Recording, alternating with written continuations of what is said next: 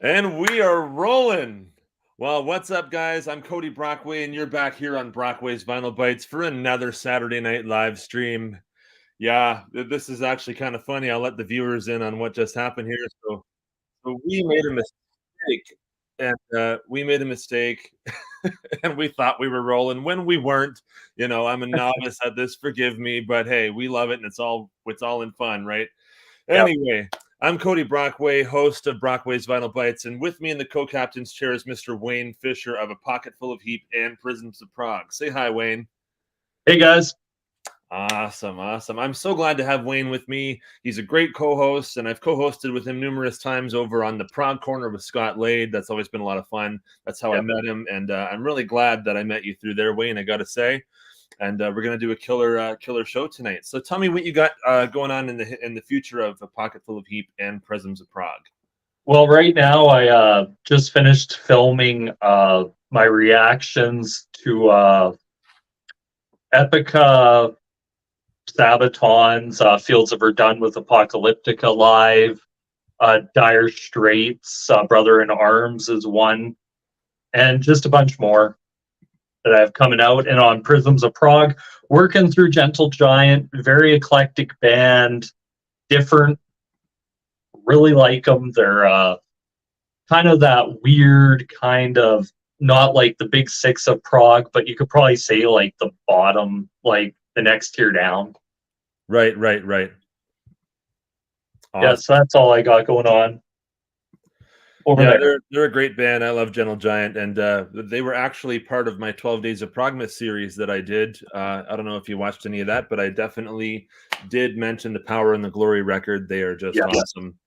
And Freehand is another good one, so wait till you get to that one.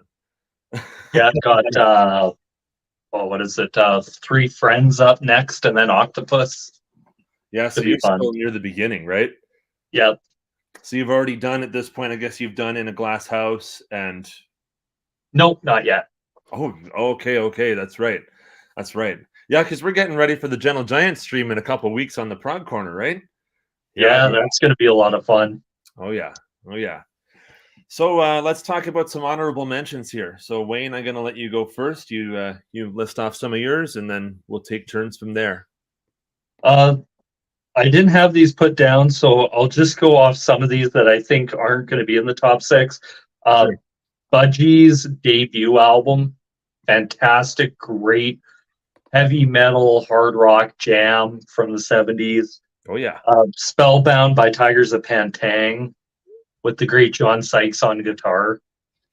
Fantastic record, but didn't quite make my top 6.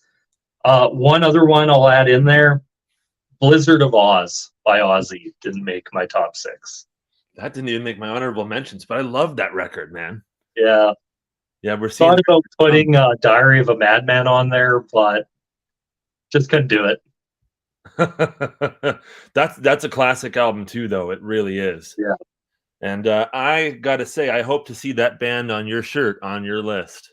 There might be. There might be. Okay. Yeah. So that's all you got for honorable mentions there, Wayne? Right now at the moment, yeah. Okay, I gotta. Yeah, we'll come back. You might get a couple more in mind that you want to mention later, but I'm gonna throw up. I got probably 6 here. 1, 2, 3, 4. Yeah, about 6. I'm gonna start off with one that I begrudgingly had to take out of the top 6. It's Dream Theater, Train of Thought. Yep. I love this album. I love every freaking thing about this album. It is so heavy, but it's so prog, and it's just so awesome. But I had to take it out of the top 6. Okay, don't kill me. I had to take it out of the top 6. Another one that didn't quite make the top 6, just in our honorable mentions here, it had to make honorable mentions, is Black Sabbath, Master of Reality.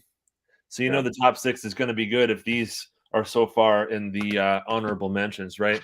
Same with this CD that I've probably had since I was about 10 years old. We got Metallica's Black Album. This had to be mentioned. This was a close one to actually being in the top 6 too. Deep Purple, Machine Head. Maybe you say it's not metal. I say it probably is. Yeah. For 70s, it's metal. It might also be jazz in spots. It might also be prog. It's Deep Purple. Slayer, Raining Blood, or Rain in Blood. Good album. Classic thrash album, right? Yeah. Motorhead, Ace of Spades. Yeah, that one can. Yeah, I got the whole Motorhead wall behind me here. And last in the honorable mentions is System of a Down, Toxicity. Okay. I love this album. I pretty much grew up on this album. It's great. It's great. So let's get into it. So Wayne, what do you want to go shot for shot, or do you just want to do 10 and then 10? Like, do you want to go? We can do shot for shot. 6 and 6, not 10 and 10. 6 and 6, yeah. Okay. All right. Okay, so for my first pick, sixth album, I know you're a Nickelback fan. This band, if you listen to them, you can tell Nickelback took a bit of their sound, and you can hear it in there. Okay. Edge of Thorns by Savatage. By Savatage? Savatage. Okay, I've heard of that band, but I've never heard that album. Tell me about it. It's pretty much Chris Ovila, guitar player for this band. Rest in peace, sadly, that he passed away right after this album, because it's a killer album from top to finish. His guitar playing on there is spectacular. A great melding of the 80s melodic guitar sound, but also having a bit of a newer sound in there as well. And then you got Zachary Stevens as a singer on that one. He replaced John Oliva at this point, but for me, it's a killer record. Edge of Thorns, He Carves the Stone, Damien, so many killer song after killer song on this. To me, it's a perfect album. Could also probably be put into the prog metal sphere. We like that. Yeah. We like that. Tell me, so what was the name of that album again? Edge of Thorns by Savatage. Cool. Awesome. Great pick. I'm sure. I'm sure. I got some homework to do after this now, right? Yep. All right. So I'm going to go and take my first one here. It's by the band that's on my shirt. Now, this is the one that I added in last minute, and I had to take Dream Theater out to put this in. But I don't think Mike Portnoy would mind, because I'm pretty sure he's a massive Pantera fan. Cowboys from Hell. This is just an iconic album. Like the song Cowboys from Hell, R.I.P. Dimebag and Vinny, right? Like this is just this is the start of their classic period, right? I mean, they had all that glam stuff before. And the power metal album is actually pretty good. It kind of sounds like a Judas Priest record. But this is where it all really falls into place. Pantera, Cowboys from Hell. Yeah, awesome. They really found their sound here, right?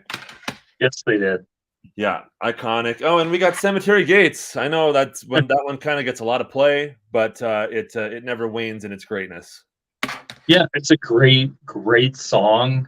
That album is an album I also have to do homework on, because like most bands, I've heard their hits, right? But sitting down listening to like full albums, I kind of got stuck in a rut of listening to the same albums for years and years and years, and then finally broke out of it and discovering a lot of new stuff. But yeah, Pantera is a band I've always wanted to go and listen to. I actually saw the new lineup of Pantera open for Metallica in Montreal last summer. Oh, that's pretty cool. It was awesome. That was a great double. Like there was 2 days worth of great music. So the first night was Pantera and Wolfgang Van Halen. Opening for Metallica on the Friday night. Then on the Sunday night, it was Five Finger Death Punch, Ice Nine Kills, and Metallica. It was just amazing. Yeah, I seen Metallica once in Edmonton. Their show, I think they put on YouTube. Okay. And all that, but it was Gojira, Avenged Sevenfold, nice, and Metallica. Nice. I got an Avenged Sevenfold sitting around right here. It's not part of my picks, but good band. You like them? Yeah. I haven't really listened to them. Like I know Sinister Gates is a hell of a guitar player. He is. And I know a lot of people have said their latest record is actually really damn good. So Gonna have to check them out. It's I'd recommend going back to the older stuff, like the Yeah. Mike Portnoy Nightmare record, and then maybe before that. The new one is different. It's different. Yeah. It's not their best, but it's not the worst thing I've ever heard. I don't know. It's okay. It's got its place, right? Yeah. No disrespect. No disrespect here on Brockway's Vinyl Bites. Nope. All right, so your turn, my friend. Hi, Richard. Hi, Richard. Hi, Sean. How's everybody doing tonight? Oh, big hello. Happy New Year's Eve. Thanks for spending your Saturday night with us. We love you. And to the future people watching this, thanks for tuning in. We love you too. So Wayne's about to take his number 5 pick. Number 5 pick for me.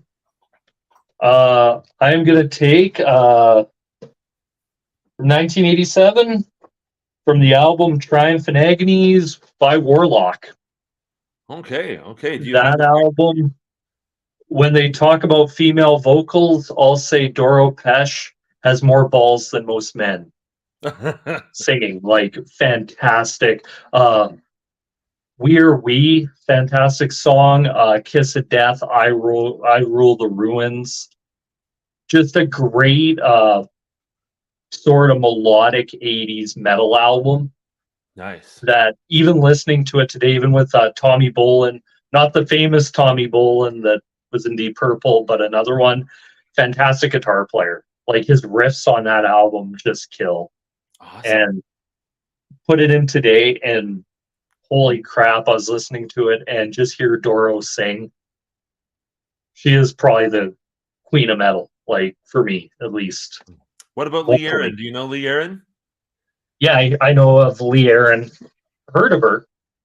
Yeah, she's also considered the metal queen in the 80s, right? Yeah.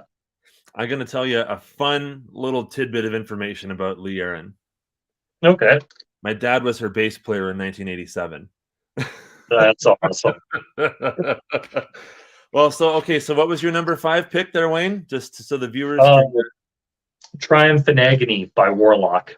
Okay, awesome. I got to check that out too.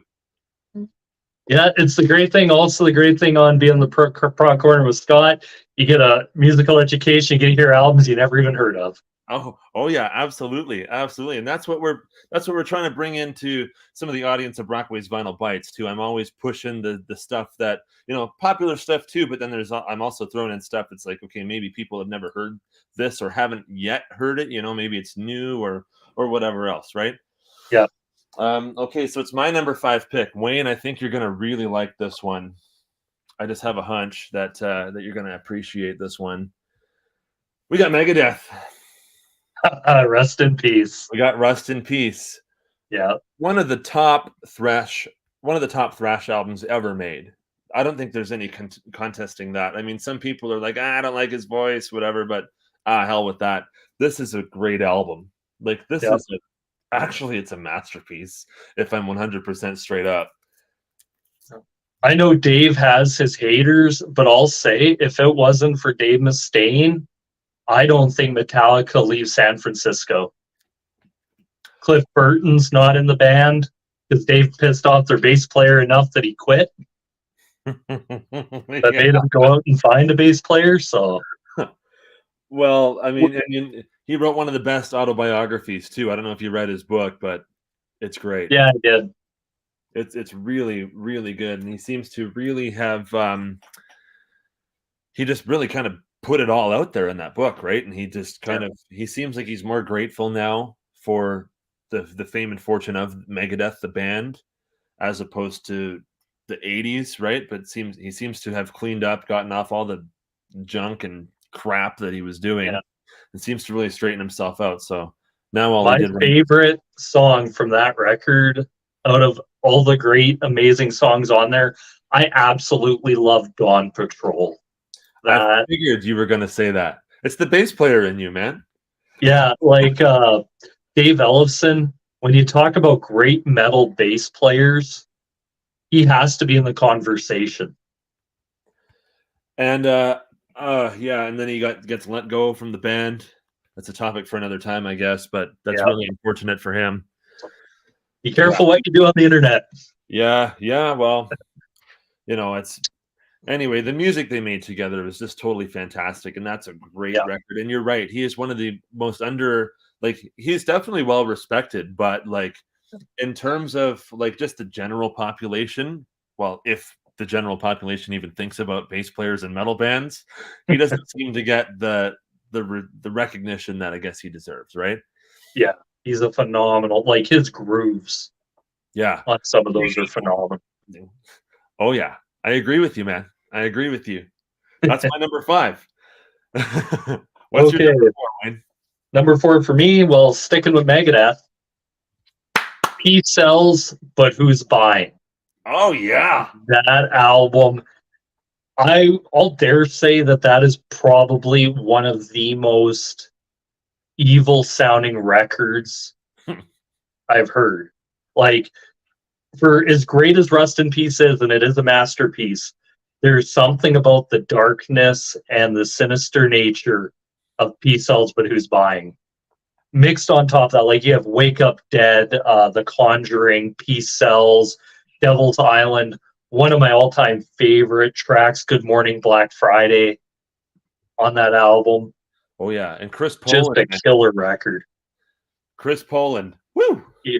Chris Poland, another guy that never gets enough credit, Gar Samuelson, the drummer. Absolutely phenomenal. Like his drumming on that album. It is spectacular, isn't it? It's really good. Yeah. Like my favorite lineup of the band is the Marty Friedman era, but hey, hats off to the Peace Sells stuff, man. This is that, and the one before it, The Killing Is My Business, is also really good too. I even quite actually like So Far So Good So What. Yeah, me too. Me too. I got 2 copies of it over here, man. Yeah, that album, In My Darkest Hour, is my all-time favorite Megadeth song. Oh yeah. Yeah. Oh yeah. Fantastic. I love that song. So your number 4 pick is Peace Sells, but who's buying? What do you mean I don't believe in God? Talk to him every day. All right. What do I got next for my number 4? I'm gonna go with Anthrax, Among the Living. Okay. Oh, I think this album is also a thrash masterpiece too. We can call it a thrashterpiece. There we go. But yeah, I just, Charlie Benante, and the fact that he's the drummer and he writes a lot of the riffs, like that's really cool. And so he picks the speed that all these things are written at. So when he writes a riff that's at like 250 BPM, he's pairing the drums with it. He's right there on the money. Yeah. And he's, not to mention, he's one of the greatest drummers that I think I've ever heard in metal. I mean, if you want to talk about speed and precision, he's really got it down. Yeah, I'm gonna have to check out Anthrax. That's one of the big 4 that I've never really gotten into or discovered a lot of or had interest in them. Oh, you should check them out. You should. I've heard a bunch of people say they're really good, so I'll definitely check them out. They are, and even some of the albums like they did in the 90s after Joey Belladonna, the singer, left the band, they did some albums with a guy named John Bush, and even some of those albums are really good. But the songs on this, we got Among the Living, Caught in a Mosh, I Am the Law, Ethel Nu Confessin', which backwards means nice fucking life. A Skeleton in the Closet, Indians, One World, ADI, Horror of It All, and Imitation of Life. Man, the drumming on the song A Skeleton in the Closet. Man, Wayne, I'm telling you, the drumming just on that song alone will have your head running 2,000 miles around Alberta. Yeah, just awesome. So that's my pick. That's my pick is Among the Living, Anthrax. Great riffs, great singing. Joey Belladonna is a great singer. Of course, you got Scott Ian in the band too. He's just awesome. Yeah. So we're on number 3 now, right? Yeah. On to album number 3 for me. Ooh, this is hard. gonna shock you a little bit with "Look at Yourself" by Uriah Heep. Old Nice one. school metal / prog, but that album is for 1971 is heavy as hell. Oh yeah. Like you have songs like "Look at Yourself," "I Want to Be Free," uh, the probably more prog epic on the album "July Morning," but then you get like "Shadow of Grief," "Love Machine," "What Should Be Done." There's some really great songs on there, and I think listening to that record, just I listened to it the other day, and I'm like, how does this album, even to this day, still sound so good? Like, Oh, I feel you. it really is a testament to back then, like a lot of their production and their people knew what they were doing. Because man, I was like even listening to "I Want to Be Free," where it's like dang, dang, dang, dang, and it's just power chords, and it sounds great. And Mick Box being the wizard of the wah pedal that he is, just blows my mind. He's the demon and the wizard. Yeah, You know, I got to give props to you for picking that because, and especially like, I don't know a whole lot of Uriah Heep, but I've got to say I've heard the Magician's Birthday and the Demons and Wizards and that new one, and that new one, the Chaos one, the new one that just came out this year. Colors and Chaos. Yeah. Yes, Colors and Chaos. Wow, what a great record that is. Like I was thoroughly blown away by hearing that. That was absolutely excellent. If you want to hear a great run of them, recently I'd say go back to "Wake the Sleeper" from 2008 till Okay. now. Okay. They've been killing it with most of their releases. "Living the Dream," the release prior to this one, might be one of the heaviest records they've ever done. Wow, awesome. Okay. Yeah, I gotta check that out. yeah. There's so much. They kind of did what most 70s bands did and kind of took the slide through the 80s, tried to navigate the quagmire that was the 90s. But Yeah. since they came back in 2008, it's been phenomenal, like their releases. Well, yeah, I mean, like, there's so many bands that took a different turn in the '90s, and then when they came back in the 2000s, they came back harder than ever. You know, Yeah, I mean, hey, maybe we're going to talk about one of those bands soon. yeah. And actually, I think we're going to talk about one of them right now. For my pick, it's Iron Maiden, "Number of the Beast." Okay. Yeah. This album is a masterpiece to me. I think this is a fantastic record. And they had a rocky '90s period too. I mean, I know there's some real faithful people like me. I'm a big Faithful Maiden fan, but I can't stomach most of Virtual 11. Okay, that album. I mean, at least half of it, I'm not a big fan of. Was But that the one that they wrote with more Bruce in mind than they did Blaze Bailey? it's one of them. It's one of the two. Yeah. It's one of the two. And the X Factor is actually pretty good. It's a really dark record that came out in '95, but then the next one, Virtual 11, came out in '98. And I just, they had me. There's a song on there called "The Angel and the Gambler," and there's this really cheap MIDI horn sound. It's like, what the hell is this? Okay, but it's got the Klansman, so that's and Future Real. Those are two good tunes, but we're not talking too much about that. We got the Number of the Beast. This is one of the Yeah. most iconic metal albums. If you look over here, you can actually see the poster on my wall. If you look right over here, Okay. I think you saw it last time when we were on the Prague corner, Wayne. Yep. It's Anyway, this is just a masterpiece album. I think it's just incredible. And they were in the middle of like an 8 or 9 album run of just like amazing stuff, like right from first album up to Seventh Son. Then, of course, there's a couple albums that came in the '90s that were not the greatest, but still, Maiden's worst is better than most bands' best, right? yeah. And then the 2000s came, and those guys are just soaring again. You got A Matter of Life and Death and all this great music. But yeah, this album, this had to be the one for me. Great Yeah. stuff. It's interesting with Iron Maiden is I listened to the first two records and then stopped to listen to something else and then never came back to them until I started doing reactions and stuff and realized, wow, what I'd been missing Oh yeah. with Iron Maiden. Oh yeah. Have you been to see them before?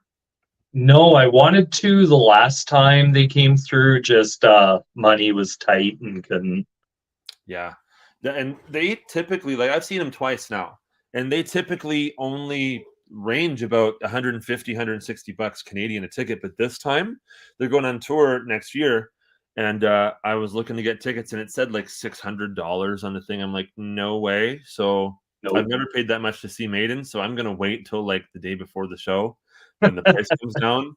And then I'm going to go because I get good seats for, you know, I saw them in the mosh pit in Toronto for $110. I'm not gonna pay $600 to sit in the side of a no. No. The amount they want for tickets now is absolutely insane for most bands. Yeah. I long for the days of having to camp out overnight, stand in a line. Well, I just saw them. I saw them a year ago, and it was only about 170 bucks at the time, and that's still pretty expensive, but it's not the worst. No. Like there's much worse, and it was a good seat too. So Me and my wife and a friend of mine seen Kiss, and I think tickets to see that, like where we were sitting, was about $200. that's not too bad considering Kiss are actually known to do much worse than that. Oh yeah. Like they're known to like gouge. So like did you have a good seat though? Like was it like kind of close? Yeah, it's like you have the floor here. We had the seat that was kind of off the side, but you could see the stage. Nice. Yeah, and you could get good photos and stuff. So that's where I usually sit at concerts too. The side stage, right? I made the mistake once of getting floor seats for see Roger Waters. Oh. Realized how crappy floor seats are. Decided to go up and. Well, they're not good at a Roger Waters concert for the same reason that they're not really good at a Tool concert. Yeah. Because there's so much visual stuff going on that if you're on the floor, you're missing half of it. Like I've seen Roger Waters before, and when I saw him, there's this big pillar that came down in the middle of the arena and split the two sides of the place up, and it opened up, and it was actually the Animals stacks from the album cover. But you're not going to see that on the floor, you know. Like I was lucky enough where I was on the aisle, so when it did pop up, you did notice it. But there's just like I felt if you weren't within about the first 5 rows, you're screwed. So what tour was that? What year? 2007. That would have been the Dark Side of the Moon. Wow. Nice. That. All right, Wayne, I'm going to tell you that I was 9 years old then. But I would see him 10 years later for at least the first of a couple times. He's awesome live. He's very good. So are we on number 3 now? We're on to number, I think that was number 3. 1 second. Yeah, we'll be on to number 2. Holy, we move fast. Yeah, I've only got 2 left. So, okay, you take your turn. For me, right now, let's see what I have left here. I'll put it here. For me, number 2 would be "And Justice for All" by Metallica. I know a lot of people love "Ride the Lightning." They love "Master of Puppets." But to me, I absolutely love the melodies, the songwriting in "A Justice for All." I love to see bass players give that one praise. Yeah, I know they kind of did Newstead dirty on that album, but yeah, it still sounds great. You know, it does. It's got its own thing, and the drums are really apparent, and that's good for me. Yeah. That's a masterpiece album, buddy. Oh yeah, like to me, it's a weird looking at Metallica as you kind of look at the first 4 or 5 records and you're like, wow, they did that. But then they kind of hit that 90s lull with Megadeth, with everybody else. Did the rock thing, and just after that, it really took them, I think, until, would you say Death Magnetic, to actually get back to. You know what? I'm one of these people that absolutely loves Load. Okay, yeah. I have a friend who loves that record. Loves Yeah, both of them. I mean, Bleeding Me, that's a 10-minute track. You could argue it's prog. You know, got all these nice, cool movements all throughout it. It's oh yeah, but Justice Yeah. for All, that's prog metal. I don't care what anyone Yeah. says. It's absolutely like we could Blackened talk is a about hell that. of a song. We could actually talk about that on the prog corner. That's how prog that album is. Yeah. Yeah, Blackened. My all-time favorite Metallica song, "To Live Is to Die," Oh, is nice. on that, and "Justice for All." Oh, what else? "Eye of the Beholder." Yeah. What's that other one? "Sorrow." Harvester of Sorrow. Yeah, "Harvester of Sorrow" is on that.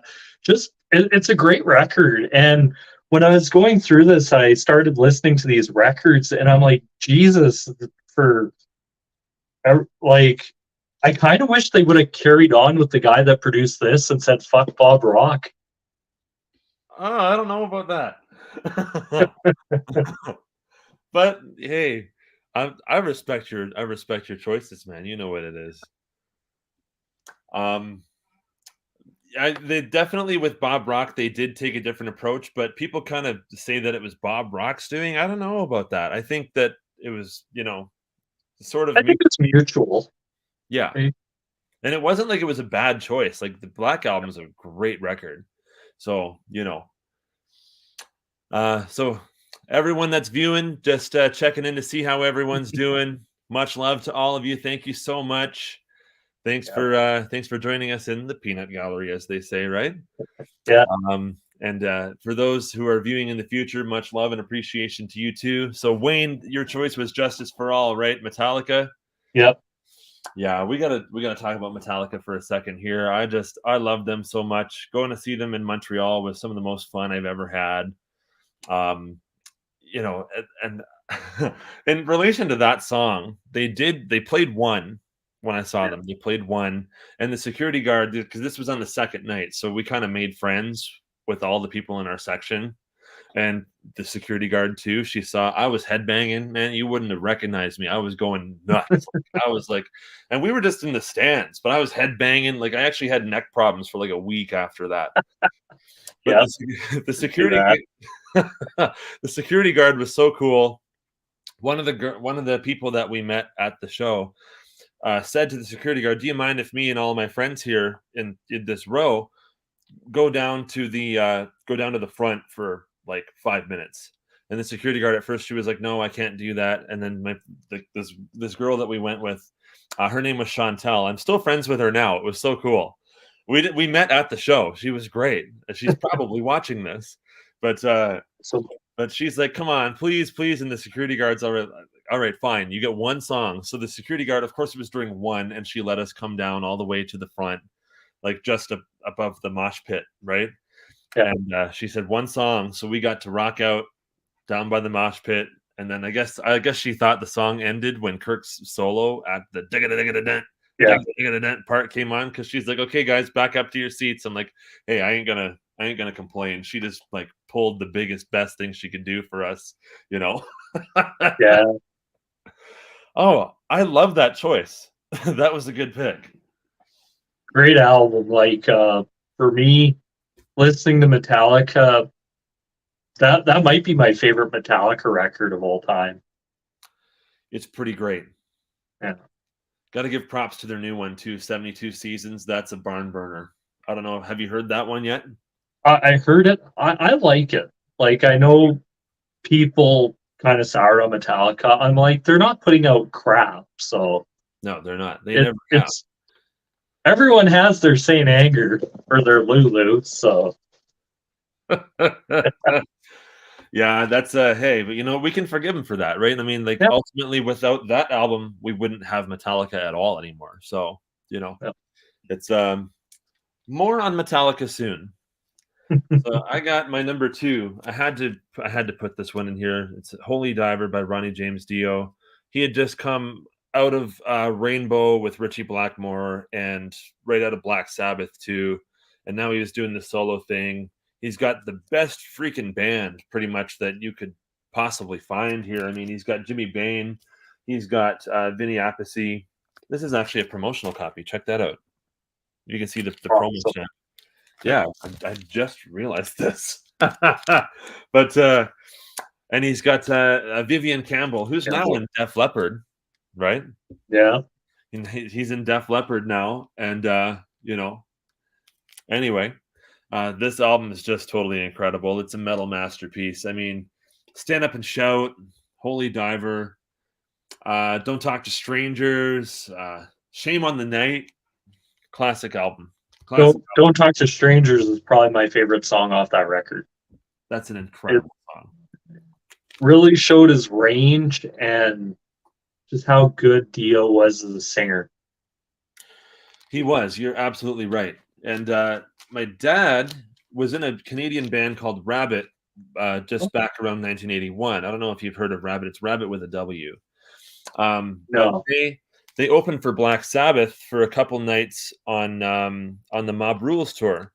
Okay. So they did about a month with Black Sabbath at this point, and he got to meet Ronnie James Dio, and he said Dio was just awesome. He got to listen to them play every night and hear them just get better and better as the month went on, you know. Yeah. So, yeah, Ronnie James Dio. Is this your favorite Dio album? Oh man, I haven't made it all the way through all the Dio albums, but out of them, it's either that or the one that came after it. Yeah, Last in Line. Yeah, Last in Line. That's it. It'd either be Holy Diver, Last in Line, because man, Vivian Campbell, like that's a shame that band didn't continue longer than it did, because you could tell they really loved playing with each other. Yeah. At least the core band did. I understand that Vivian had some issues with Wendy Dio at some point. Yeah, and you don't mess with a guy's wife, right? That just doesn't happen. You nope. just don't do that. I mean, whether she's wrong or not. What's that? Whether she's wrong or not. Whether she's wrong or not. That's right. Hey, I'm not married. But yeah, and it's interesting because I've been to see Def Leppard, and it's really cool to see Vivian, you know, out there still playing. He's got that Last in Line band that's happening, and they're really good if you've heard them. But Ronnie James Dio, Holy Diver, universally respected metal album, right? Yeah. 2 of our picks match. Right on, Richard. I know you got great taste. You should be up here on the board sometime with us. Oh man, Richard's great. He's a faithful watcher of the Brockways Vinyl Bites, and he's just awesome. We're really grateful for him, and we're grateful for. Hell, I'm grateful for you, Wayne. I'm grateful for Scott. I'm grateful for everyone who watches Brockways Vinyl Bites. I thank you all. Yep. So let's hear your pick, my friend. Oh man, number 1. Oh, for me, number 1. Ooh. Well, I guess I'll choose this one. Sad Wings of Destiny, Judas Priest. Yeah. Now Victim of Changes, Dreamer Deceiver, Genocide. Fantastic record, start to finish. One of the albums, you could tell around this time bands were starting to kind of ditch the blues part of heavy metal, and it kind of formed into what would be right heavy metal. But man, fantastic record. First reaction I ever did was to Victim of Changes. What a great song, eh? And hearing Rob Halford, and to think he shrieks probably just as good now as he did back then.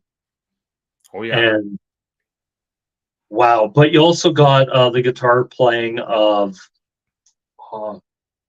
KK Downing and Glenn Tipton. Yeah. And oh man, just hearing great rhythms, great solos, a band that just completely, you could tell right away they were different than everybody else. Oh yeah. Yeah, and I'm glad that you mentioned Judas Priest actually, because they didn't make my list but I love them so much, and I'm so glad that you brought them up, because I'd feel ashamed to have a video like this and not have them mentioned anywhere. I love that band. Yeah, it's funny with two of my picks. Doro could be considered the metal goddess. Rob Halford is the metal god. No question about that. I mean, he even had a song telling us that, right? Yes. Metal god. But he also did have a song or have an interview where he said metal is passe, but we'll forgive him for that. Yeah, but he went through I mean, everyone went through a phase, right? Yeah. So I don't know what that phase entails, but let's just put it down to that. I don't know. But he's awesome. I love Rob Halford, and I picked up his latest 2 books. He did a biography, and I've started reading it. I haven't got through it all yet, but it's really cool. He's awesome. He's one of those guys that's probably been around everybody. Mm-hmm. And he's been clean for like 40 years, eh? Like 30, 40 years. Yeah, awesome. Good for him. He's living his best life. I respect that. I respect that huge. Yeah, like it's kind of, once you start thinking about it, like once kind of happened a few years ago, once a lot of these older musicians start passing, like who's there to take that torch from them? And the bands and the names, they're getting less and less, which is kind of sad once you think about it. Well, there is, I mean, of the classic stuff, there's a lot of people that are just dropping off. Some people are just getting older, and other people already passed away previously, right? But let's not get too sad here, because we got I got one more to go. And I think that we've whittled it down to the point where this might be fairly obvious, at least who the band is. I think Richard actually mentioned this album in particular in the comments here, but let's see if I can pull up his comment. What did I do? Let's see if I can pull up his comment. Oh yeah, he got it. Master of Puppets. Yep. Yeah, the Bastard of Muppets. That's right. Master of Puppets are pulling your strings. I sound like Motorhead doing that. I shouldn't do that. And yes, I knew this before Stranger Things, people. I had stepbrothers in the house who used to play Metallica all the time, and so that's how I got into it. When I was like a kid, like that's why I say, like, I've had this Black Album CD. Look at that. I've had that since probably 2008. But Metallica, this is absolutely one of the greatest albums ever made. I mean, I could have thrown in Ride the Lightning too. Yeah. I could have thrown in Justice for All. I could have thrown in, hell, you know what? I really like 72 Seasons too, but this album is this is monumental. This is one of the most influential records ever made. And there's just no I think everything that I could possibly say about this has already been said, but it's a damn good record. Yeah, like even the production on it, like it's got really good sound. It's a metal album in 1986. Now this was already big. Like it wasn't like necessarily that they were like all over the radio or anything like that, but they were already signed with Elektra at this point. So they moved past the Megaforce Bonsai Records label. And then so by their third album, if you're getting picked up by Elektra, that's huge. Yeah. It's like same with Megadeth. When they did the third album, they got picked up by Capitol. Again, that's big. Second album, Pete Sells was on Capitol. That's right. Sorry. I was thinking, you're right. Yeah. You're right. Sorry, Dave kind of forced that move. What's that? Dave really pushed that move to the point where I think he pretty much said, I'm not recording anything until, because I think they actually had the album finished. but just didn't want to work with Megaforce anymore. And if you hear the story behind the artwork to their first album, I can see why. Oh, I've heard it. I've heard it. He's got it in his book. And Yeah, the remixed version of that actually, like when that comes, like if you buy the remixed version of that on vinyl, yeah, you got the proper cover and the proper sound of the album. I mean, minus that one cover song. These boots are made for walking. We had to change the lyric, but yeah, it's great. It's great.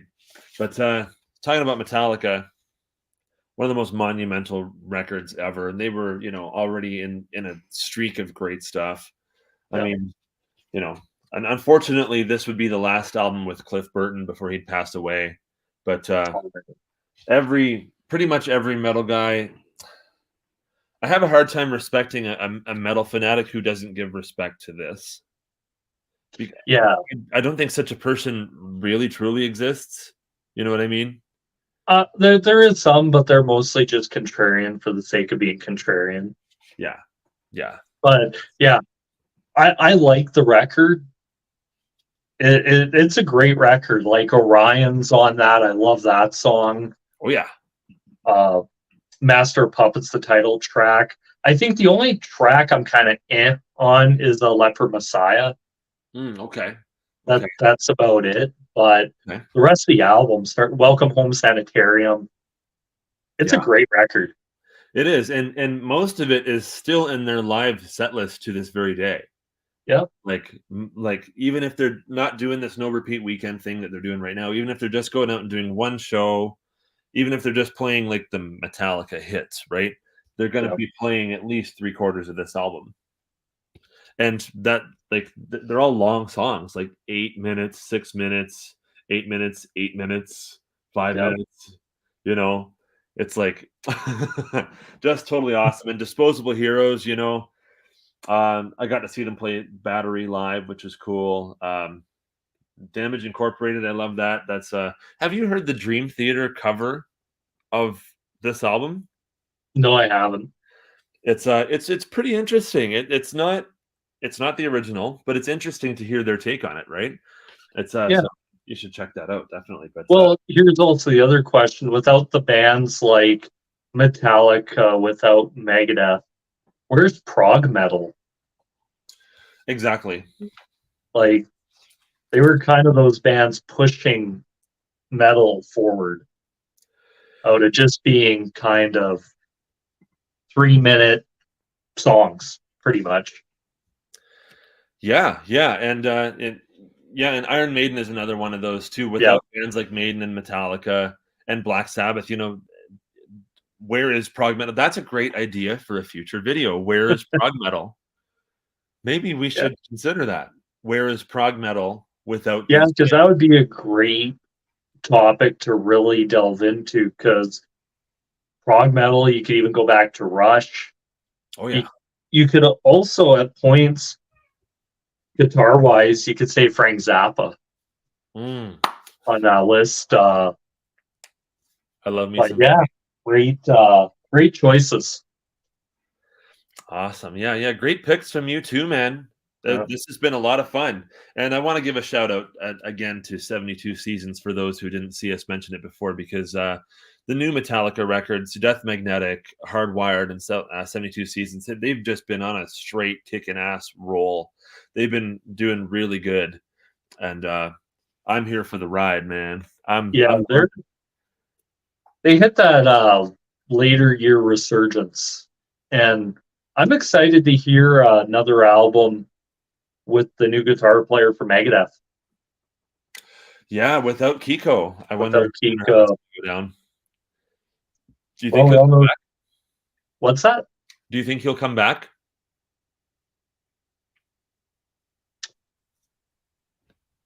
I don't think so. That's sad. At least from the sound, it sounds like something happened, and we know Dave's history with musicians and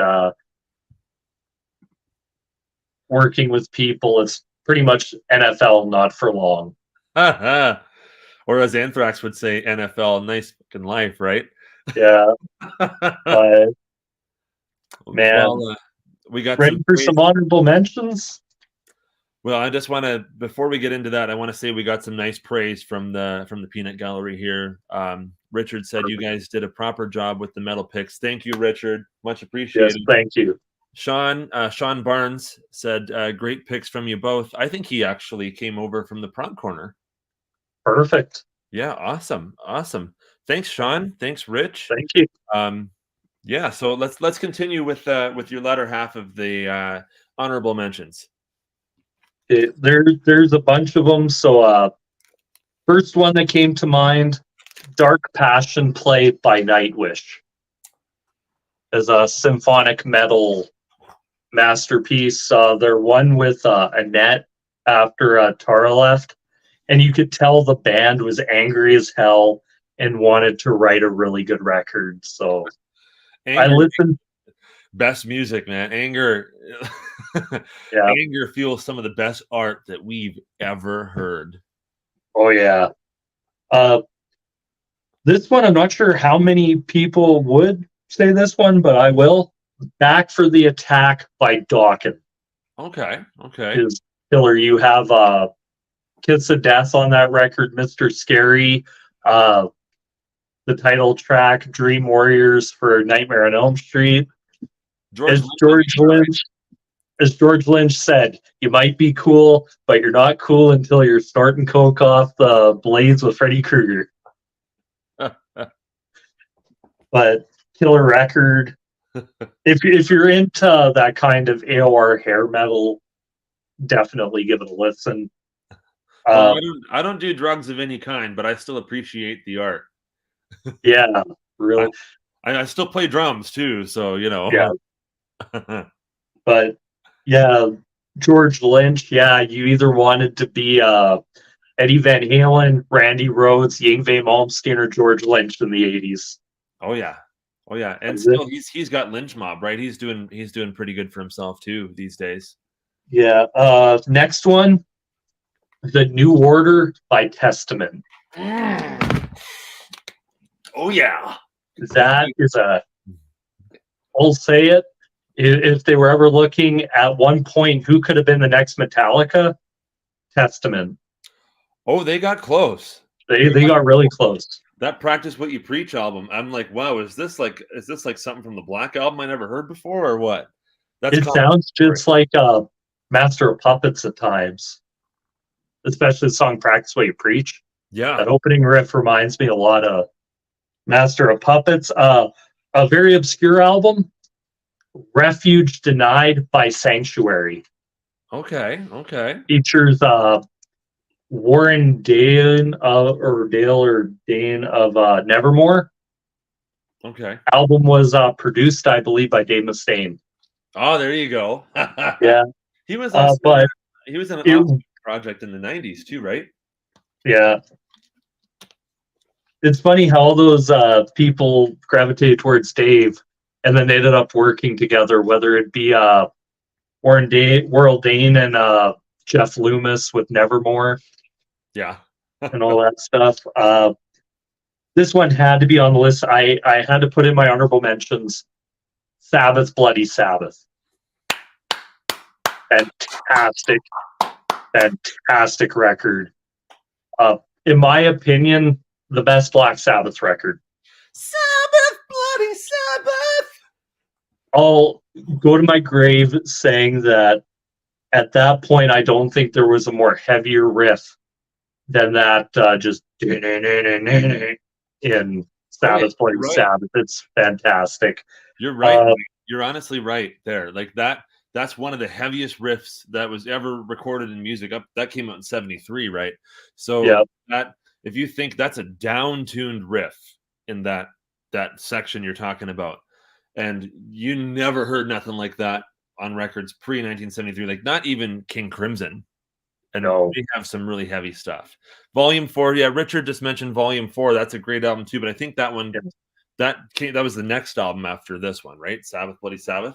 I think it might. Volume 4. When would that have been?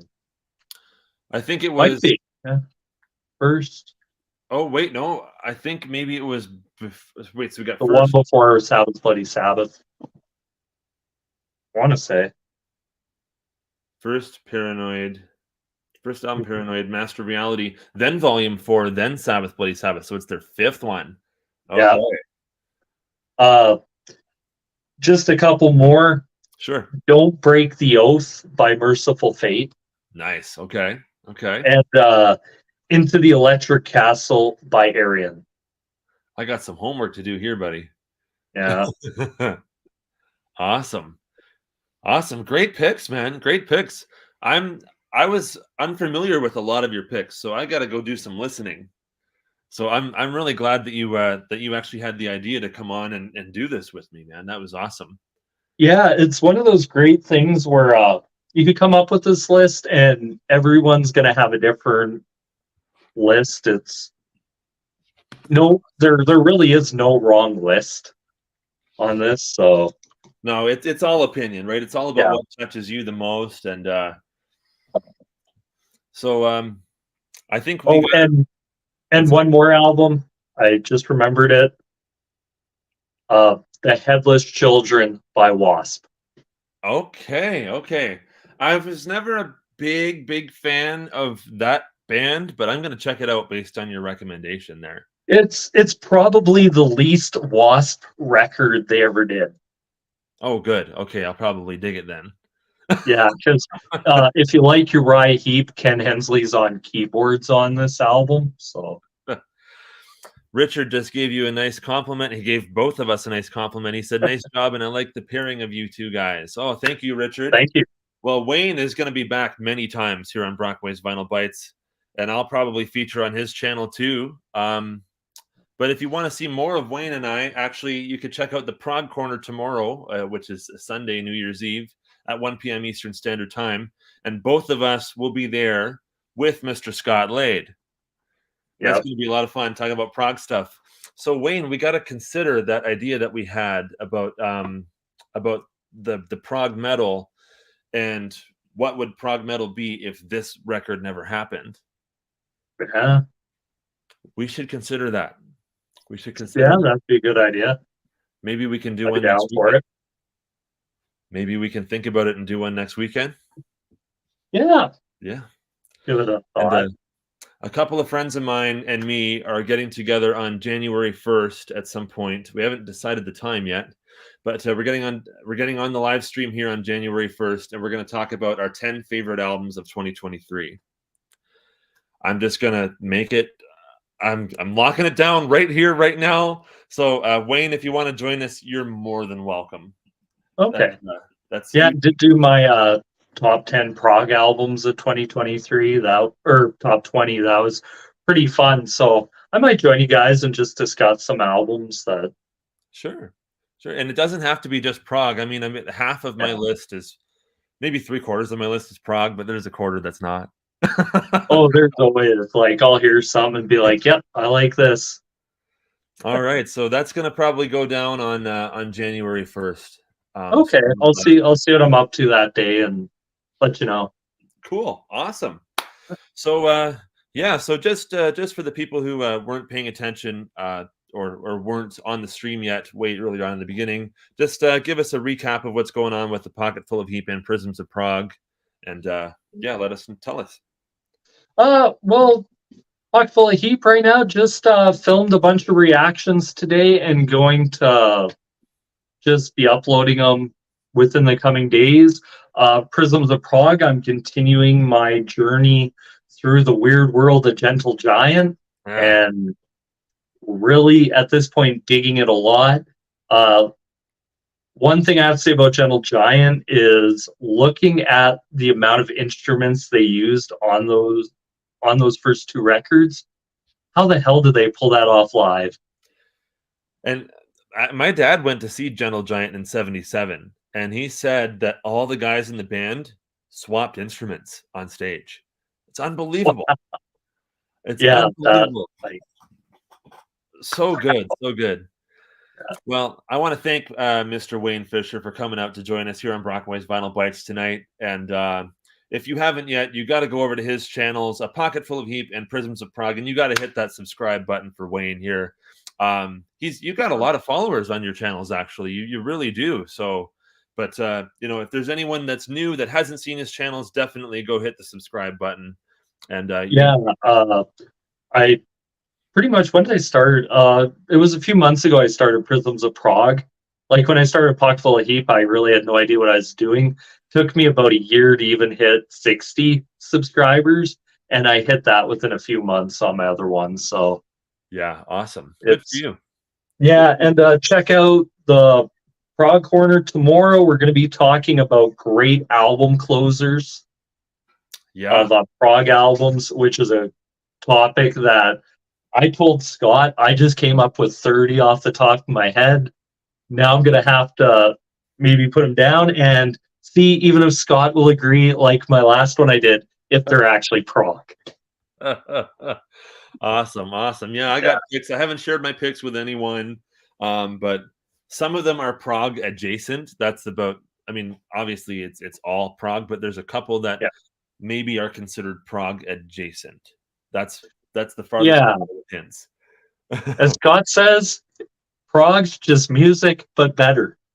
So Yeah. that's how he describes it to people. That's awesome. That's awesome. Hey, we love Yeah. Scott Lade, man. He's awesome. Yeah, great dude. So everyone, follow us over to the Prague Corner tomorrow, Sunday, December 31st at 1 p.m. Eastern Standard Time, and we'll be there rocking with you.